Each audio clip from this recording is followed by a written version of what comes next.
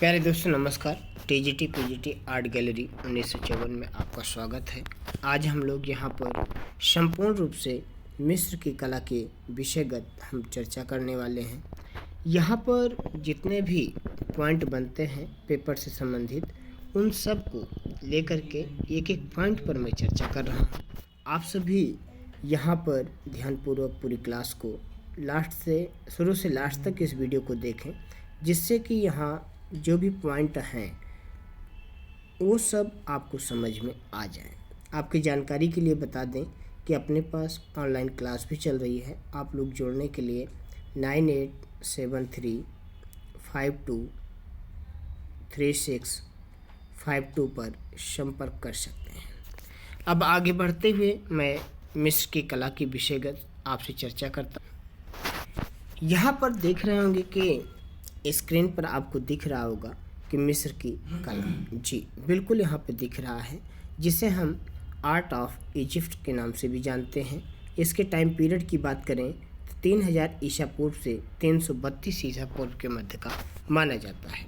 इसके साथ और भी बहुत सारे यहाँ पर पॉइंट हैं। जैसे इसके विकास की बात की जाए कि मिस्र की सभ्यता का विकास कहाँ हुआ, तो नील नदी की घाटी पर इसका विकास होता है। इसी तरीके से जब नील नदी घाटी पर इसका विकास होता है तो नील नदी के उपहार के नाम से भी इसे संबोधित किया जाता है। आगे देखेंगे जो यूरोप के वासी थे इसको किस नाम से संबोधित करते थे, तो इजिप्ट के नाम से संबोधित करते थे, लेकिन अरब वासी इसी को मिस्र कहते थे। ये भी आपको मालूम होना चाहिए। इसी के साथ मैं आपसे आगे बढ़ती हुई चर्चा करता हूँ कि यहीं जो मिस्र को नील नदी का उपहार कहा जाता है, यहीं से हमें मृतकों की पुस्तक, मृतकों की कला, अंत्येष्टि संस्कारों की कला या अमृत की कला इत्यादि नाम से इस सभ्यता को पुकारा जाता है। वर्तमान की बात देखें तो अफ्रीका महाद्वीप में है। ये भी आपको मालूम होना चाहिए, ये आपके लिए बहुत ही महत्वपूर्ण है। मिस्र की बात होती है, मिस्र के कला की बात होती है, तो आप लोगों को मालूम होगा कि बहुत ही महत्वपूर्ण पॉइंट है। जैसे कि नेफरतिती की आवाक्ष प्रतिमा की बात होती है, तो ये जो है इसका संग्रह पूछा जाता है न्यूज म्यूजियम बर्लिन, और ये बर्लिन कहाँ है, जर्मनी में है। और नेफरतिती की आवाक्ष प्रतिमा जो है इसका टाइम पीरियड 1345 ईसा पूर्व माना जाता है। ये भी आपको मालूम होना चाहिए। देखा जाए जो मृत शरीर थी उसके बारे में चर्चा करते हैं, तो मम्मी को मृत शरीर के नाम से पुकारा जाता है, डेड बॉडी जिसे हम कहते हैं। और ताबूत जिसमें मम्मी को रखा जाता था, मतलब लाश को रखा जाता था, ये आपके लिए बहुत ही महत्वपूर्ण पॉइंट है। इसमें देखा जाए इस मिस्र की सभ्यता में तो जीवन से ज़्यादा मृत्यु को महत्व दिया गया है।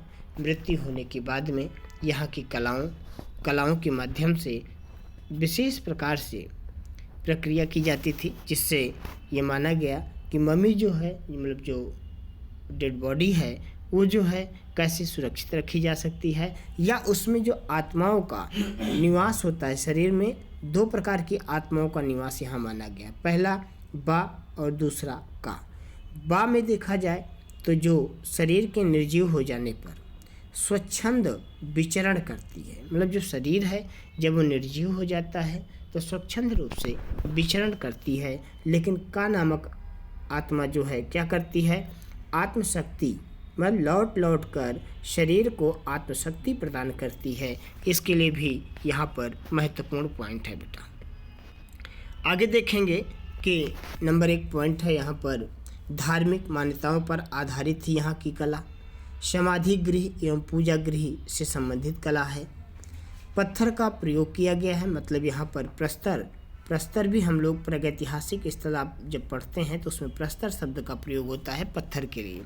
तो ये भी आपको मालूम होना चाहिए कि यहाँ पर मिस्र की सभ्यता में पत्थर का प्रयोग किया गया है। यहाँ पर पॉइंट नंबर 4 है, जो महारानी नेफरतिती का संबंध है उसको न्यू किंगडम से माना गया है, जिसका समय जो है 1750 से लेकर के 1085 ईस्वी तक के मध्य का माना गया है। वैसे नेफरतिति की बात किया जाए तो 1370 से 1330 ईसा पूर्व माना गया है, और न्यू किंगडम का समय माना गया है तो 1750 ईसा पूर्व से लेकर के 1085 ईसा पूर्व माना गया है। ये आप बिल्कुल देख सकते हैं। आगे बढ़ते हुए मैं यहाँ पर चर्चा करता हूँ। जो नेफरतिति थी वो किसकी पत्नी थी? मिस्र के राजा अखनातेन की पत्नी के रूप में जानी जाती है। ये भी आपको मालूम होना चाहिए। देखा जाए कि चूना पत्थर व प्लास्टर से निर्मित बस्ट ऑफ नेफरतिति वर्तमान में कहाँ पर संग्रहित है, ऐसा क्वेश्चन आपसे पूछता है तो न्यूज म्यूजियम बर्लिन, मतलब कि जर्मनी में है। बर्लिन का म्यूजियम कहाँ है? जर्मनी में है। न्यूज म्यूजियम कहाँ है? बर्लिन में है। और बर्लिन कहाँ है? जर्मनी में है। ये भी आपको मालूम होना चाहिए। इसके साथ आप लोग देख रहे होंगे कि इसके शिल्पी की बात की जाती है। शिल्पी कौन है? तो थटमोस नामक मूर्तिकार है जो इसका शिल्पी है, इसको बनाया था। अब हम चर्चा करते हैं कि मिस्र के पिरामिडों की बात हो तो यहाँ पर बहुत महत्वपूर्ण पिरामिड मिले हैं, जैसे खुफू, खफरे और मैंकुरे। इसके साथ साथ यहाँ के लिपि के बारे में चर्चा करेंगे। ये आप शुरू से लास्ट तक इस वीडियो को जरूर देखना, बीच में नहीं छोड़ना, क्योंकि एक ही वीडियो के माध्यम से यहाँ से जितने भी क्वेश्चन पूछे जाते हैं वो आपको बिल्कुल क्लियर हो जाएंगे। यहाँ पर देखा जाए तो जो सीढ़ीदार पिरामिड का निर्माण किया गया, किसका? सीढ़ीदार पिरामिडों का निर्माण किया गया, उसे मस्तबा कहा गया। क्या कहा गया? मस्तबा कहा गया। और ऐसे ही जो मेसोपोटामिया में मंदिर हैं उनको सीढ़ीदार जिगुरत के नाम से संबोधित किया गया, जिगुरत कहलाए, ये भी मालूम होना चाहिए। लेकिन इसका संबंध जिगुरत का कहाँ से है? मेसोपोटामिया से है। और मस्तबा का कहाँ से है? ये मिस्र से है। ये भी आपको मालूम होना चाहिए।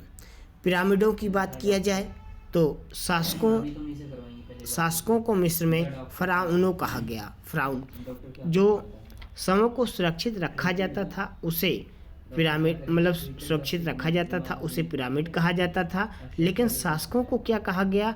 फराउनों कहा गया। ये आपको बिल्कुल कंप्लीट होना चाहिए। इसी समय देखा जाए तो यहाँ पर जो पिरामिडों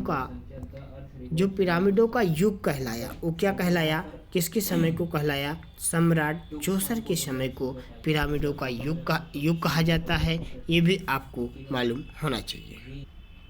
इसके साथ प्यारे दोस्तों, जो मिस्र के पिरामिड थे जिनके बारे में हम चर्चा कर रहे हैं, यहाँ पर जो लिपि का प्रयोग किया गया उसको हम पवित्र अक्षर लिपि के नाम से पुकारते हैं। नेफरतिति की बात किया जाए तो मिस्र की रानी थी, और किसकी रानी थी? अखनाटेन की थी। ये भी आपको मालूम होना चाहिए। यहाँ पर जो 3 महत्वपूर्ण पिरामिड मिले, जैसे खुफू, खफरे और मैंकुरे। खुफू सबसे बड़ा है, मैंकुरे उससे छोटा है, और खफरे उससे छोटा है, और मैंकुरे जो है वो तीसरे नंबर का है, सबसे छोटा है। ये आपको बिल्कुल क्लियर होना चाहिए। आगे की तरफ बात करते हुए चलते हैं तो इन पिरामिडों का जो टाइम पीरियड है 2580 से लेकर के 2560 ईसा पूर्व माना गया। मतलब 2580 से 2560 ईसा पूर्व माना गया है। ये भी आपको मालूम होना चाहिए। ये तीनों पिरामिड जो हैं कहाँ पर हैं? गीजा में हैं। गीजा में स्थित हैं। और देखा जाए अधिकतर पिरामिडों की बात किया जाए तो इन पिरामिडों का जो निर्माण हुआ था 2480 से लेकर के 2200 ईसा पूर्व के मध्य मेम्फाइट युग में हुआ था। किस युग में हुआ था? मेम्फाइट युग में हुआ था। ये भी आपको मालूम होना चाहिए। यहीं से देखा जाए जो एक वास्तु मूर्ति है जिसको हम स्फिंक्स के नाम से जानते हैं, ये नृसिंह की मूर्ति है और कहाँ पर है? गीजा में है। 238 फीट या 73 मीटर की बात किया जाए ये लंबा है, या बेटा आपसे देखा जाए कि 66.3 फीट या 20.21 मीटर ये ऊंची है। ये भी आपको मालूम होना चाहिए। ये आपके लिए बहुत ही महत्वपूर्ण है। आगे बढ़ते हुए चर्चा करते हैं कि यहाँ की जो लिपि पढ़ने में जिस शिला से हमें सहायता मिली उसको रोजेटा शिला कहते हैं। रोजेटा शिला की खोज की बात किया जाए तो नेपोलियन के द्वारा मिस्र अभियान चलाया गया, जिसके दौरान 1799 ईस्वी में, मतलब 1799 में इस शिला की खोज हुई थी, जिसके माध्यम से यहाँ की लिपियों को पढ़ा गया, समझा गया, जाना गया। मिस्र की लिपि में देखा जाए तो टोटल वर्णों की बात हो कि कितने अक्षरों का प्रयोग हुआ है तो 1000 अक्षरों का प्रयोग माना जाता है। ये भी आपको मालूम होना चाहिए। इसके साथ मैं आपसे चर्चा करता हूँ कि अभी जैसे बात किया कि रोजेटा शिला से क्या हुआ, मिस्र की सहायता से मिस्र की लिपि को समझा गया, पढ़ा गया। यहाँ पर एक चीज़ जो सबसे महत्वपूर्ण है, इसको बिल्कुल ध्यान देना आप लोग, रंगों का प्रयोग। पुरुष और स्त्रियों में अलग अलग रंगों का प्रयोग किया गया। पुरुष में लाल रंग का और स्त्री में पीले रंग का प्रयोग किया गया। ये भी आपको मालूम होना चाहिए। यहाँ पर कुछ सिर बनाए गए और उनके प्रतीक के रूप में उनको जोड़ा गया। जैसे ईश्वर के सिर के ऊपर की बात किया जाए तो पशु का सिर लगाया गया। चंद्रमा की बात किया जाए तो बाज पक्षी के से दर्शाया गया। हथौड़ देवी की बात किया जाए तो गाय का सिर या सींग इनके ऊपर दर्शाया गया। आइसिस देवी की बात किया जाए, जो आइसिस देवी हैं तो इनके सिर के ऊपर कुर्सी बनाई गई और सूर्य को फिनिक्स पक्षी के प्रतीक के रूप में दिखाया गया। जो सूर्य है उसको क्या किया गया, फिनिक्स पक्षी है कोई, उससे जो है दर्शाया गया। ये सारी चीज़ें आपको कंप्लीट होनी चाहिए। आपके लिए बहुत ही महत्वपूर्ण पॉइंट है। इनको शुरू से लास्ट तक आप लोग ज़रूर देखें। धन्यवाद।